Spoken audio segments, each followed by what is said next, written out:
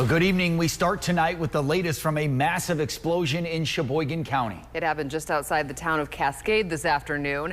People living in the area tell us the blast could be heard and felt from miles away. Dozens of people were forced to evacuate their houses and 4 people were hurt. We go out to Andy Bernhardt right now, who's been out there all day. Andy, what's the latest tonight? Well, Natalie and Jessup, I can tell you the sheriff's office says those residents are slowly being let back into their homes after having to evacuate for several hours because of that gas explosion. Right now, the road behind me, County Road F, is still closed and will be for the rest of the night as the fire department continues to examine the area and make sure the gas levels are okay in those homes, and if not, provide some ventilation. All of a sudden, I heard a big explosion.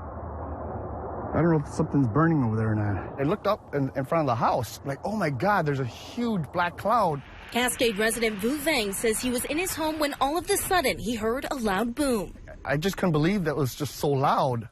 That explosion was just so loud that it kind of shook all the way down here. Cascade Fire Chief Todd Trebensi says just after 1 o'clock Friday, an excavation crew ruptured a main natural gas line, causing an explosion in the town of Mitchell. Probably 2.5 miles away, they could hear the explosion. And as we got up to the scene, imagine standing next to a jet engine and trying to talk, because that's what it sounded like. We were standing next to each other and had to holler to try to communicate us what we wanted to do. Trebensi says 4 people were injured and taken to the hospital, and around 60 homes had to be evacuated. Wally Fro, who's lived in the area for around 20 years, says when he found out he had to evacuate, he immediately went to help his neighbor. And I messaged my neighbor across the road, and he's disabled, so I had to go over there and open up the garage door for him and let him get his car out so he could leave. Fro says the smell of the gas was so strong it made him feel sick.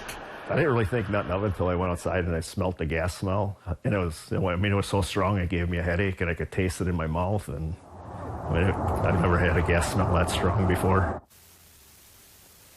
The sheriff's office tells me 17 fire departments responded here today, and 2 homes were damaged from that explosion. But Natalie and Jessup, as for what caused that explosion and what led up to it, that is still under investigation. Back to you. Such a scary situation. Andy Bernhardt live for us tonight.